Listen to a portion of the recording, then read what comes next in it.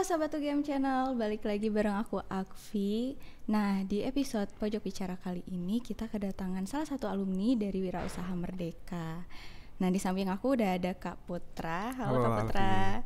Mungkin bisa langsung perkenalan aja Kak. Ya, nama aku Agus Imam Syahputra. Cuman lebih familiar dipanggil Putra. Nah, aku dari Fakultas Filsafat. Yang nggak jauh lah dari sini, ini dekat. Nah, sekarang di semester 7, kebetulan angkatan 2021. Nah, aku juga CEO dari Angkut Ternak, itu startup yang bergerak di bidang logistik peternakan. Spesialnya itu di manajemen logistik begitu, Mbak.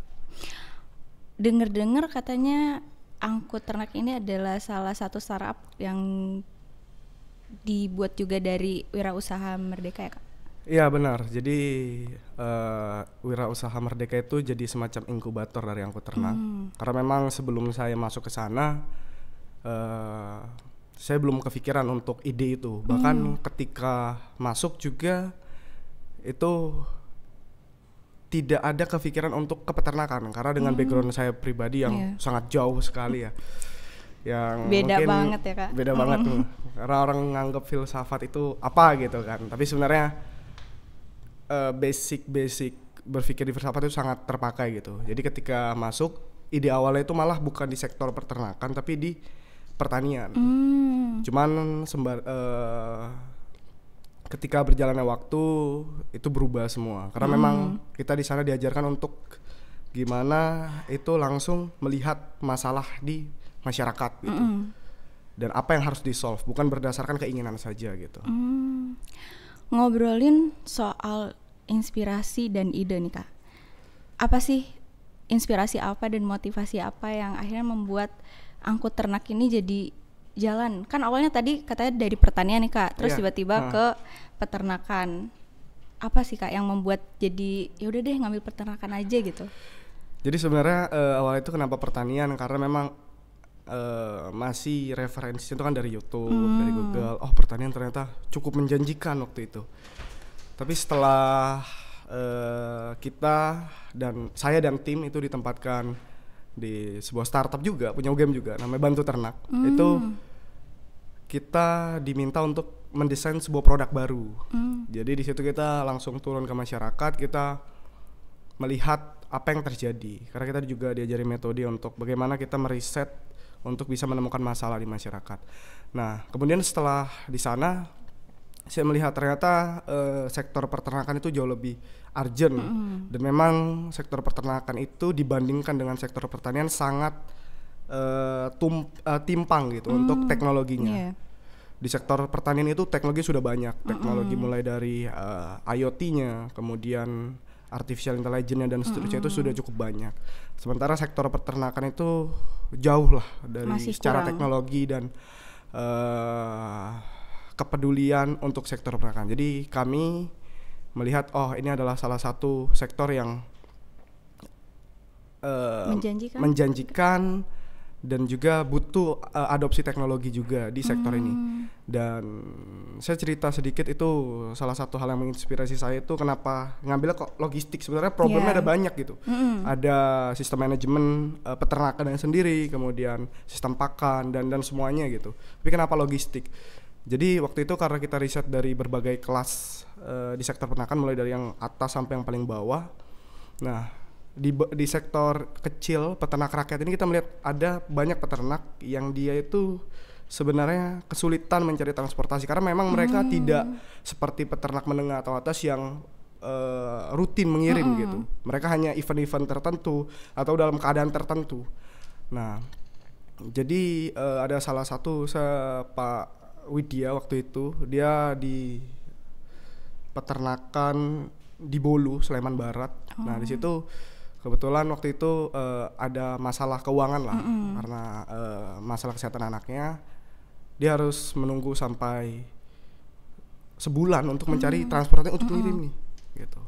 Dan ya itu, dari situ salah satu trigger, ternyata manajemen logistik di peternakan masih sangat-sangat berantakan. Mungkin ada, tapi sulit untuk dapat akses ke sana gitu. Kalau boleh tahu mungkin untuk peternak-peternak ini berlokasi di mana Kak? apakah entah itu di desa atau mungkin atau ada juga yang di kota gitu. Untuk yang jadi Yang riset ada kita, permasalahannya, iya. kalau untuk target riset kita kemarin itu ada cukup banyak, tapi mungkin ada beberapa yang mewakili setiap kelas. Itu ada peternak rakyat yang di Bolu itu, kemudian ada koperasi sapi perah juga di Kaliurang, kemudian ada di Bantul itu peternak rakyat, kemudian ada Zapilor itu udah cukup menengah lah itu kan, karena udah 150 ekor sapi limosin itu udah cukup besar. Nah untuk kelas menengah juga masih bermasalah ternyata ketika ada memang event-event yang memang kendaraan mereka tidak bisa mencukupi untuk mengantar semuanya. Nah mungkin itu sih beberapa target riset kita waktu itu sebelum kita akhirnya memutuskan untuk angkut ternak. Angkut ternak ini kalau boleh tahu bidang di logistik peternakan untuk semua ternak atau mungkin kalau untuk saat ini baru beberapa saja? Mungkin untuk operasional kita sekarang kita masih fokus di kambing dan sapi. Tapi memang untuk rencana kita akan berusaha untuk mengangkut semuanya, bahkan sampai ke ikan, karena ikan itu juga cenderung tricky ya, karena harus ada cold systemnya. Tapi harapannya bakal ke sana. Cuman untuk sekarang kita memang fokusnya untuk sapi dan kambing. Jadi semua tool, semua teknologi kita persiapkan untuk hal itu dulu. Walaupun nanti kedepannya ada potensi, mengingat roadmap kita juga itu akan ngarah ke sana juga gitu. Karena kita juga didampingi beberapa mentor yang memang masukan-masukannya itu positif dan memang ngarahnya akalan kalau bisa nih ya harapan. Itu angkut ternak bisa sampai go internasional gitu. Harapannya gitu. Semoga ya Kak.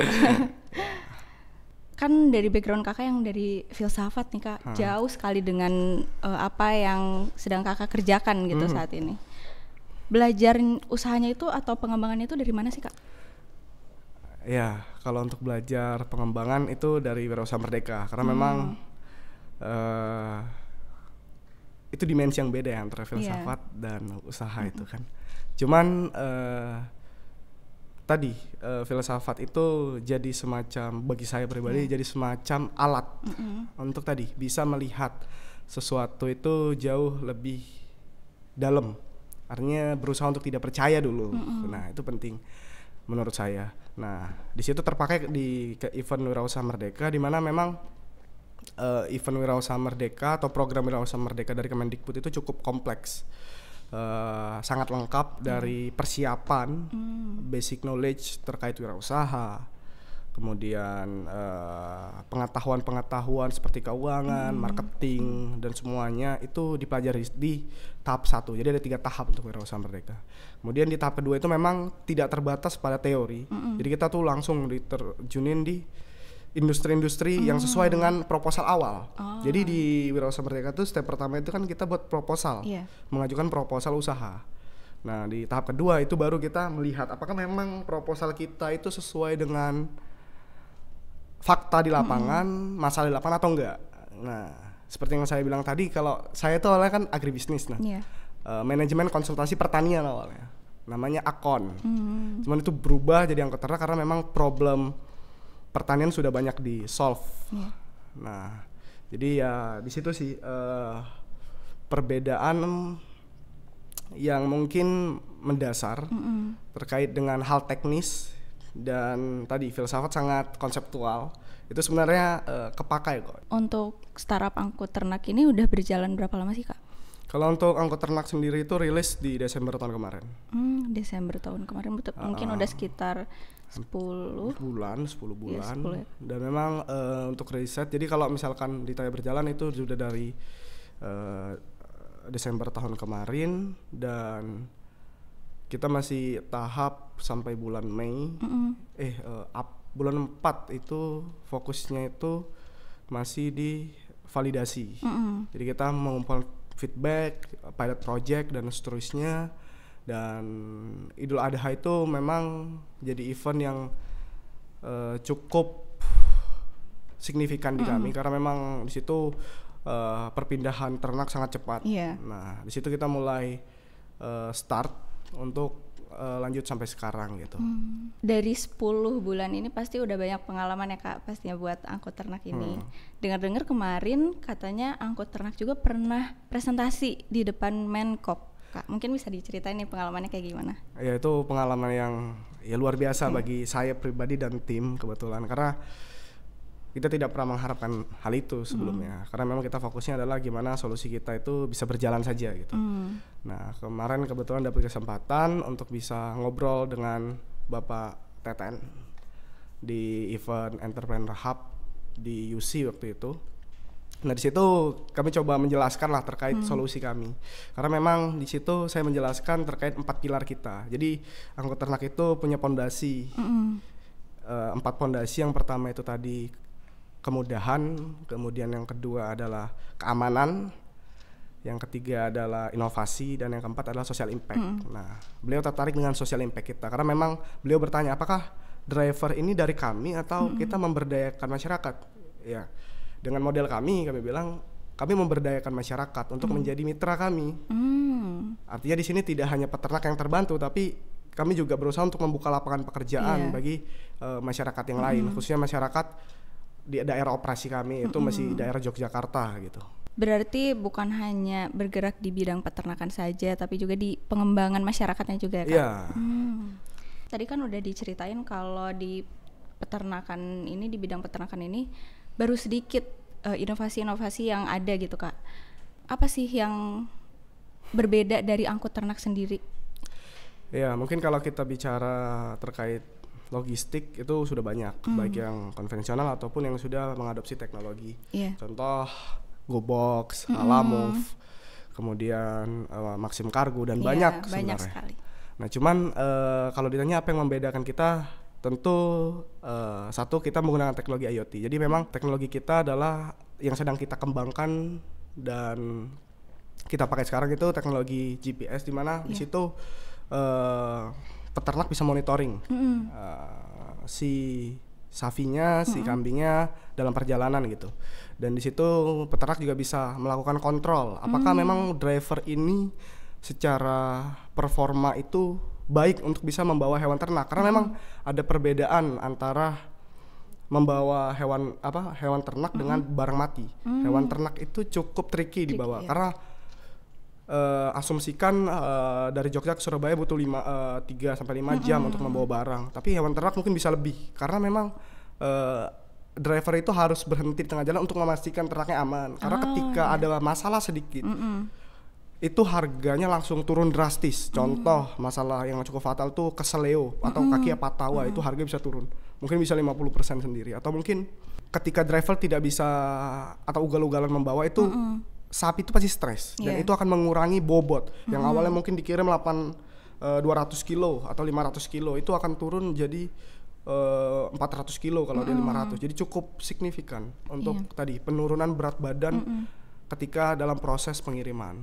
Nah kemudian juga kita menggunakan sistem manajemen juga. Jadi peternak, model bisnis kita itu ada untuk B2B juga. Jadi peternak bisa melakukan manajemen pengiriman, menjadwalkan, di mana nanti ketika ada yang match itu akan bisa di sharing dengan peternak lain. Jadi cost-nya itu bisa jauh lebih murah. Dan pengoptimalan rute yang kita efisienkan agar jarak tempuh semakin dekat dan konsumsi bahan bakar juga semakin irit gitu. Karena ini juga konsumsi bahan bakar ini kan berpengaruh terhadap karbon yang dibuang. Otomatis jejak karbon yang ditinggalkan itu juga di isu sekarang menjadi perhatian. Nah, apalagi kita lagi melek dengan isu lingkungan gitu. Nah, itu kemudian tadi sistem IoT untuk bisa yang sekarang kita kembangkan itu untuk sensor hewannya. Jadi ketika perjalanan nanti akan dikalungkan sensor untuk mengontrol kondisi si ternaknya. Apakah dia dalam perjalanan stres atau segala macam, dan itu bisa dimonitoring oleh kita, driver dan peternak. Kapan nanti di situ driver harus berhenti.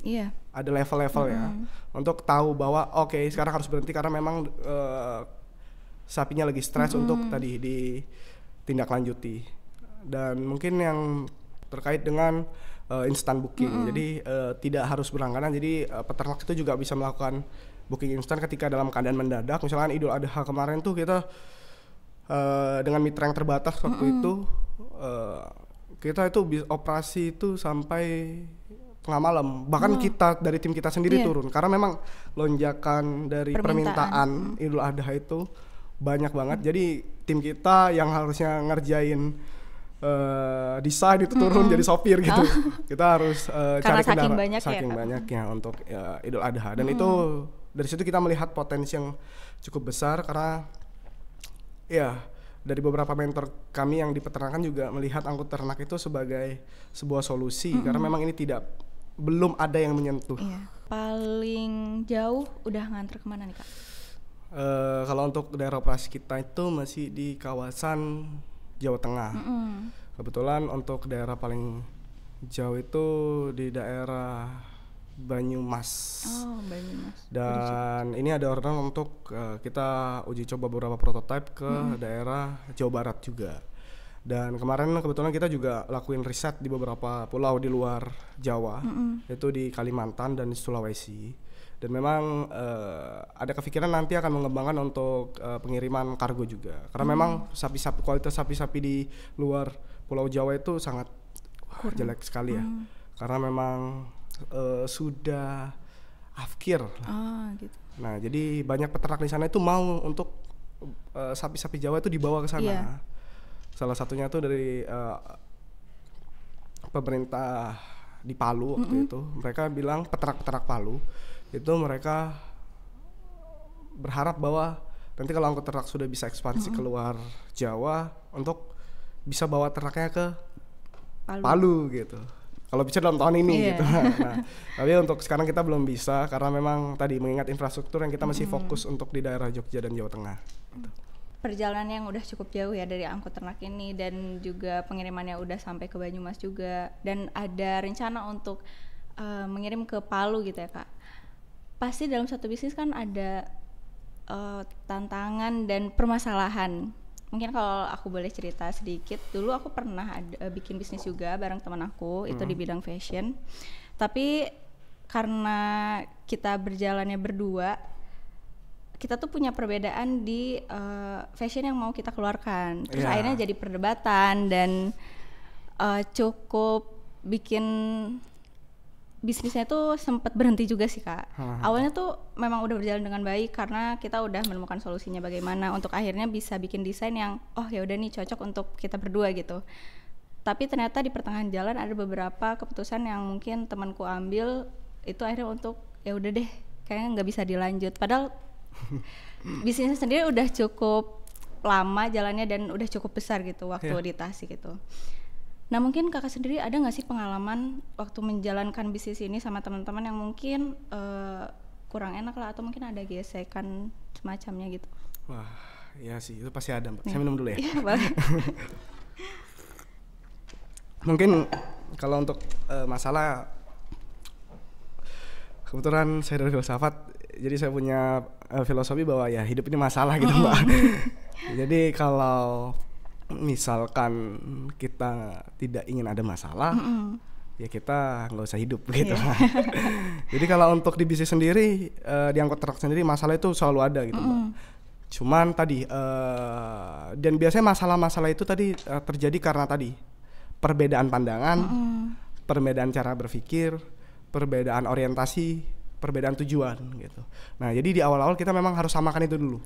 Nah jadi makanya kita di angkut ternak itu punya visi bersama. Jadi kita sudah menentukan bahwa visi kita itu akan ke sini. Visi kita itu adalah bagaimana kita bisa membantu seluruh peternak Indonesia. Dan kalau bisa ternak-ternak Indonesia ini bisa diekspor keluar. Itu visi kita.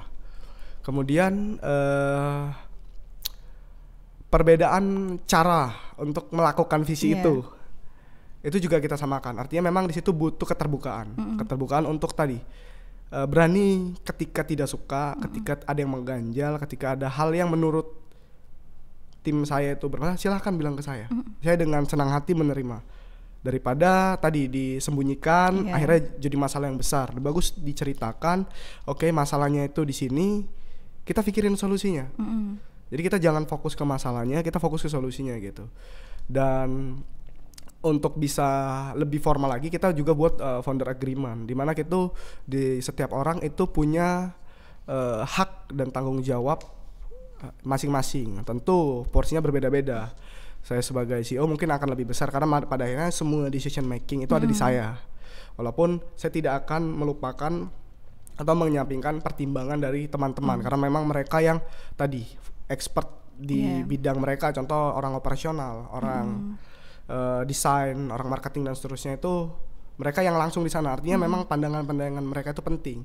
Cuman pada akhirnya mana yang paling realistis, mana yang paling bisa diaplikasikan secepatnya itu yang menjadi tanggung jawab saya. Nah, mungkin di situ sih Mas. Ada pembagian job desk, hak dan seterusnya yang juga harus ditandatangani hitam di atas putih gitu. Dan itu yang kita lakukan gitu. Ngobrol soal anggota nih Kak. Kayaknya di angkut ternak ini nggak cuma dari UGM ya Kak? Iya benar, dari angkut ternak itu ada beberapa universitas. Mungkin boleh diceritain ada dari universitas mana aja dan mungkin fakultas mana aja gitu backgroundnya. Mungkin kalau untuk tim sendiri itu kita 10 orang. Itu di luar saya, jadi total 11. Dan itu dari berbagai universitas tapi mayoritas UGM. Kalau untuk universitasnya aja, universitas yang lain itu ada di UNY 1 orang, ada Amikom 2 orang, ada universitas dari Banten, itu universitas, saya lupa, di Banten tuh ada universitas negeri juga, itu ada 2 orang. Nah kalau untuk jurusan kita terdiversifikasi. Kalau saya filsafat, kemudian ada 2 orang dari peternakan, 1 dari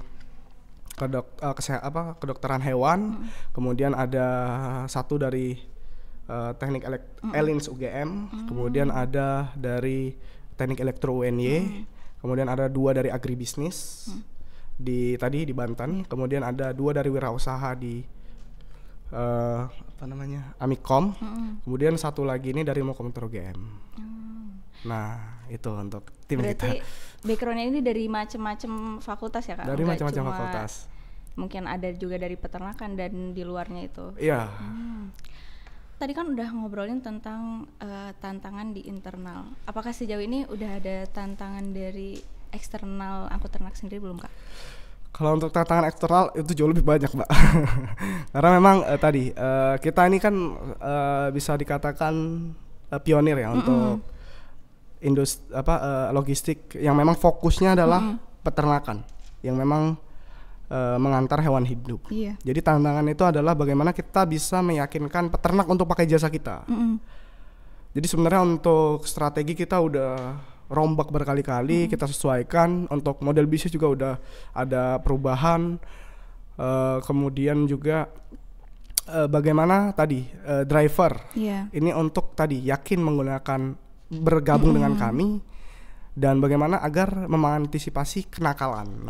Kenakalan driver, dan itu banyak terjadi. Kita coba belajar dari aplikasi-aplikasi yang serupa seperti Gojek, Lalamove dan seterusnya, itu sering terjadi transaksi di luar aplikasi. Nah itu bagaimana kita bisa untuk menghandle supaya ini tidak terjadi, meminimalisir setidak-tidaknya.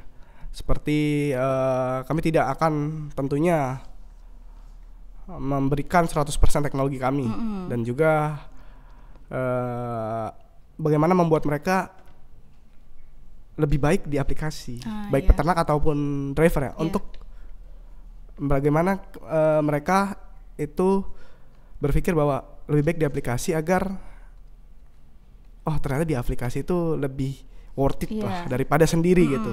Dipermudah juga. Dipermudah begitu.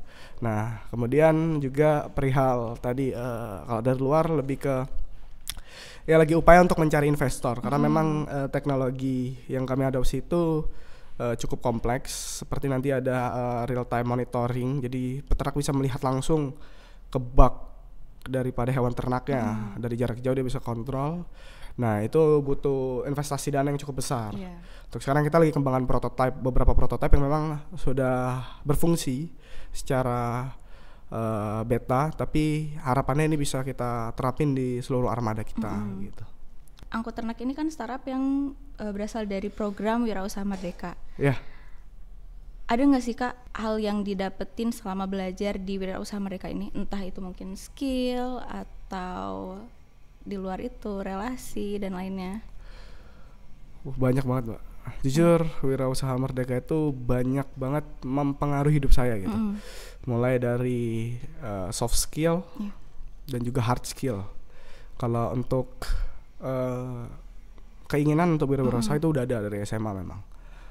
Kemudian yang membedakan adalah dulu SMA tuh masih sangat-sangat sporadis gitu, sangat-sangat kacau. Artinya tidak terstruktur dan juga ya udah lakuin aja dulu tanpa tahu apa yang dilakuin. Masih yang penting mau aja, gitu. Yang penting mau aja. Tapi kalau di wirausaha merdeka itu memang bagaimana itu mental wirausaha ditanamkan bahwa wirausaha itu adalah proses. Nah kemudian di situ ada soft skill seperti tadi public speaker. Dulu saya termasuk yang nggak berani ngomong nih depan kamera, depan orang itu agak gimana ya, agak takut salah gitu. Nah tapi di wirausaha merdeka tuh diajarin untuk bagaimana menyampaikan pesan, mendeliver informasi itu secara baik. Bagaimana cara membangun sebuah hubungan interpersonal, bagaimana cara untuk menginfluence orang lain. Bahkan ketika bicara angkut ternak itu dimulai dari 6 orang awalnya. Tapi bisa berkembang jadi 10 karena memang itu bertemu di event karakter game waktu itu. Yang di GSP bukan yang di bawah itu di Wisdom. Di Wisdom. Nah di situ bertemu, kemudian saya mempresentasikan ide bisnis saya karena memang waktu itu tidak ada anak peternakan untuk awal-awal. Kita butuh anak peternakan. Itu akhirnya mereka tertarik untuk bergabung. Nah itu yang kemampuan yang soft skill yang saya dapat untuk bernegosiasi dengan mereka. Kemudian untuk hard skill ya tadi, mulai dari manajemen keuangan, bagaimana cara kalau di awal-awal itu memang terbatas sumbernya, jadi harus bisa semua gitu. Jadi saya pikir singkatan CEO itu bukan Chief Executive Officer tapi Chief Everything Officer gitu. Jadi harus bisa semua gitu. Marketing ngurus sendiri, semua ngurus sendiri. Jadi itu memang diajarkan di wirausaha merdeka untuk tadi semua aspek kewirausahaan dari marketing, selling, operating, kemudian melakukan tadi PR dan seterusnya itu memang harus dikuasai semuanya. Jadi itu berdampak bagi saya pribadi. Apa perbedaan yang sangat dirasakan sebelum dan sesudah punya angkut ternak ini?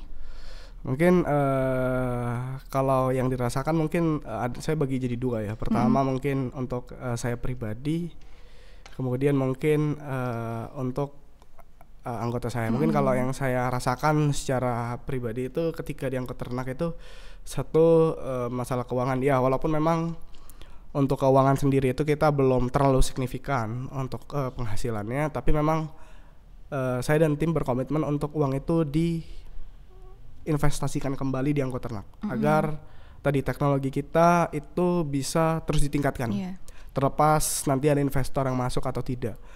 Jadi kita berusaha untuk bootstrapping dulu lah. Kemudian untuk pribadi sendiri mungkin ada sedikit, karena memang orientasi kita bukan untuk cari uang di angkut ternak ini. Orientasi kita adalah bagaimana kita menciptakan dampak untuk masyarakat. Tapi memang untuk masalah keuangan itu juga ya penting. Semua orang butuh uang. Jadi kita memang untuk persentasenya yang kita batasi lah. Kita bermain di sana. Nah kemudian untuk tim sendiri saya belajar untuk tadi manajemen orang. Itu saya sangat banyak belajar di angkut ternak. Dan tim-tim juga kebetulan punya semangat yang sama karena visi kita udah kita tetapkan bersama, dan mereka merasa juga bahwa ya di angkut ternak ini mereka bisa eksplorasi diri sesuai dengan bidang-bidang mereka gitu. Contoh yang di peternakan fokusnya ada di desain produk dan juga di operasional. Itu mereka sangat antusias dan ya relasi juga sangat dapat lebih banyak gitu. Mungkin saya kalau nggak ada angkut ternak saya nggak bisa ngobrol dengan Bapak Kemenkop, mungkin atau mungkin diundang di sini bahkan. Jadi sebenarnya banyak sekali. Mungkin saya nggak bisa nyebutin satu-satu benefit apa yang saya dapatkan untuk dari konsistensi saya di angkut ternak ini. Mungkin itu sih. Jadi sejauh ini udah banyak sekali ya Kak pengalaman yang didapat, terus relasi-relasi juga. Iya mungkin belum banyak ya, mungkin masih sedikit. Tapi daripada yang dulu ya cukup banyak. Mungkin kedepannya harapannya bisa lebih banyak lagi. Sejauh ini kan angkut ternak udah berjalan kurang lebih selama 10 bulan ya Kak. Ya, Dan 10 itu bulan. waktu yang mungkin udah cukup lama. Gimana sih Kak caranya Kakak maintain untuk bisa tetap fokus ngejalanin bisnis ini sambil kuliah juga dan mungkin kegiatan di luar itu? Atau mungkin gimana caranya supaya tetap bisa stay ada di semangat yang nggak naik turun gitu Kak? Ya mungkin kalau semangat pasti naik turun Mbak. Pasti kadang ada tuh waktu kayak wah bergairah banget tuh, wah ini harus. Tapi ada waktu kayak aduh ini benar nggak sih yang aku jalani nih? Apa mungkin aku salah jalan ya gitu. Itu ada. Cuman kalau intinya kan konsistensi itu kan Mbak. Jadi kalau saya pribadi memang ada kegiatan lain kayak saya memang juga cukup fokus di akademik, apalagi di filsafat, karena memang filsafat itu pilihan pertama saya di UGM. Jadi memang ada ketertarikan di ilmu filsafat itu sendiri. Jadi itu ketika saya udah ambil itu jadi tanggung jawab saya. Kemudian saya buat angkut ternak itu juga jadi tanggung jawab saya. Bermasyarakat juga jadi tanggung jawab saya untuk tidak melupakan kehidupan sosial juga. Ya saya pribadi itu buat to do list memang Mbak. Saya buat to do list untuk saya buat to do list dalam 1 bulan. Tiap minggunya itu saya lakuin kegiatan. Artinya memang ada dalam 1 hari itu ada beberapa kegiatan yang saya lakuin dan itu ada persentasenya. Jadi saya bisa nge-track tuh dalam sebulan progres saya itu berapa persen sih. Saya nggak mengharapkan untuk 100% memang. Saya batasin di 60% semua task yang sudah saya buat itu terlaksana gitu. Kemudian kalau untuk konsistensi seperti mentor saya bilang bahwa ya usaha itu proses gitu. Jadi saya mengartikannya bahwa usaha itu ternyata adalah sebuah perjalanan begitu. Kayak maraton. Jadi yang dibutuhkan adalah endurance. Jadi bagaimana bisa mengatur tenaga, stamina itu untuk perjalanan yang panjang gitu. Karena ya ini anggota ternak itu bukan setahun 2 tahun, tapi di roadmap kita udah buat 7 tahun, 10 tahun ke depan. Angkut ternak ini mau dibawa kemana arahnya? Kita udah punya roadmap bahwa ini adalah jalan yang akan ditempuh ke ternak. Walaupun nanti dalam perjalanan akan ada perubahan-perubahan, tapi tetap poinnya, visinya satu, dan itu yang kita pegang bersama gitu. Jadi ibarat kayak batu itu, satu tetesan air itu mungkin gak akan berpengaruh terhadap batu. Tapi ketika kita konsisten meneteskan air itu ke batu, itu mungkin batu itu bisa retak gitu. Dan ya itu, jadi agak filosofis karena mungkin filsafat gitu ya. Filsafat banget ya Kak. Tapi ya itu, konsistensi penting. Walaupun memang kalau ditanya apakah ada cara yang sama untuk menuju sukses, saya pikir nggak ada. Tapi ada pola yang sama, yaitu konsistensi dan disiplin. Nah 2 hal itu tuh. Mungkin cara melakukan yang beda, tapi 2 hal itu bekerja. Di setiap kisah sukses yang orang yang saya baca. Kalau saya banyak baca buku biografi dari kayak Steve Jobs, kemudian itu untuk BBC Steve Jobs, kemudian ada Mark Zuckerberg, mungkin di politik ada Lee Kuan Yew, Perdana Menteri Singapura, Abraham Lincoln, kemudian ada Kennedy dan seterusnya. Itu memang pola yang sama itu adalah konsistensi dan disiplin itu tadi. Bisa mengatur diri sendiri, mungkin itu sebelum bisa mengatur orang lain tentunya. Tadi kan ngobrolin soal Steve Jobs, Mark Zuckerberg, mungkin ada nggak sih Kak satu orang yang sangat menginspirasi di kehidupan Kakak? Kalau ditanya orang yang menginspirasi di kehidupan saya itu sebenarnya bukan dari dunia bisnis malahan, tapi dari dunia politik, itu Lee Kuan Yew, itu Perdana Menteri Singapura. Jadi visi Lee Kuan Yew itu kan bagaimana Singapura, sebuah negara yang miskin waktu itu, negara yang salah tempat sebenarnya, yang dilepas oleh Malaysia itu bisa survive, bahkan bisa sampai besar juga ya Kak. Dan itu visi dan cita-cita Lee Kuan Yew itu yang menurut saya perlu teladani begitu. Karena saya juga punya harapan yang besar untuk Indonesia, bahwa Indonesia dengan potensi yang sangat signifikan, bahkan termasuk negara dengan potensi alam, potensi masyarakat, potensi budaya yang luar biasa, itu harusnya itu bisa jadi negara yang besar. Mungkin saya tidak melihatnya hanya sebatas sejarah masa lalu. Kita sempat jadi negara besar waktu zamannya Soekarno, ketika kita jadi macan Asia. Ya saya pikir ada potensi ke depannya Indonesia bisa jadi ya negara yang masuk kategori negara maju gitu. Ya itu mungkin tokoh yang menginspirasi saya, Lee Kuan Yew. Lee Kuan Yew. Tadi kan udah cerita banyak soal pengalaman di angkut ternak, di Wirausaha Merdeka juga. Ada pesan kesan yang mau disampaikan ke teman-teman yang nonton, mungkin siapa tahu bisa ikut Wirausaha Merdeka juga. Oh ya, nasihat gitu, Pak. Ya, mungkin seperti itu kali ya Kak. Gitu. Iya. Betul, saya bukan orang yang suka nasihati orang sih Mbak. Nasihati, motivasi, ya saya kira itu ada benernya. Tapi kalau saya pribadi menganggap bahwa yang penting itu tadi lakuin sama konsisten. Artinya manusia itu saya kira itu cenderung tidak suka dinasihati pada umumnya, tapi dilatih begitu Mbak. Jadi kalau pesan saya mungkin lebih ke lakuin aja dulu, masalah hasil itu belakangan. Karena kan kita sebenarnya kebanyakan untuk memulai usaha tuh takut. Waduh nih gagal nih, uang udah aku keluarin segini nih, balik nggak ya? Atau mungkin yang dipikirin cuma modal dan penghasilan aja gitu ya Kak. Setuju. Jadi mikirnya bahwa tidak akan bisa survive, padahal belum terjadi juga kan.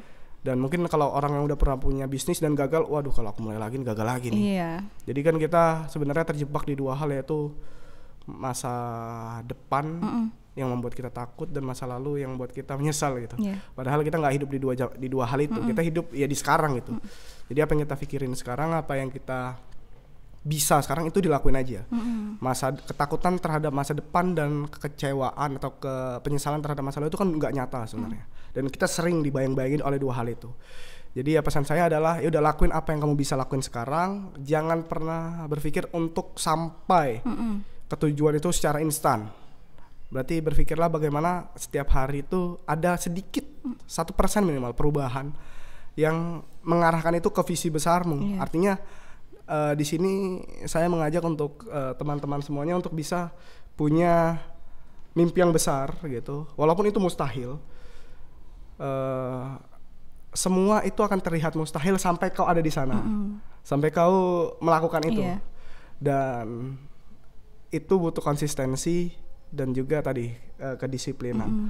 Karena salah satu tokoh selain Nelson Mandela itu Muhammad Al-Fatih itu pernah bilang bahwa jangan bilang hal itu mustahil sampai kamu mati ketika mencobanya. Jadi ya udah lakuin aja, kalau belum mati ya berarti itu masih possible untuk dilakuin. Jadi buat teman-teman semuanya, ya kalau ada peluang itu dimanfaatin, karena peluang itu nggak terjadi dua kali. Dan tetap jaga semangatnya, jangan terlalu menggebu-gebu. Ya udah jalani apa yang bisa dijalani, jangan terlalu takut dengan masa depan dan menyesali masa lalu yang udah terjadi gitu sih Mbak. Nah, jadi itu teman-teman cerita bagaimana angkut ternak startup yang berasal dari program Wirausaha Merdeka. Semoga cerita ini yang dibawa oleh Kak Putra bisa menginspirasi teman-teman semua untuk memulai bisnisnya atau mungkin bisa ikuti program Wirausaha Merdeka. Jadi mungkin kalau mau dipromosiin mungkin angkut ternaknya bisa Kak, bisa di follow di mana mungkin? Untuk akun media sosial kita ada di @angkutternak. Kemudian itu di Instagram, kemudian di Facebook juga ada, dan juga YouTube kita di Angkut Ternak, walaupun video cuma satu sih. Karena kita memang untuk media sosial kita fokusnya itu ke Facebook, karena peternak banyak di Facebook, dan juga di dunia nyata gitu, di pasar-pasar hewan. Jadi untuk media sosial kita tetap jalani tapi slow down gitu. Kita fokusnya di real world gitu. Oke, jadi itu teman-teman untuk episode kali ini cerita inspiratif dari alumni mahasiswa Wirausaha Merdeka. Sampai jumpa di episode selanjutnya. Makasih.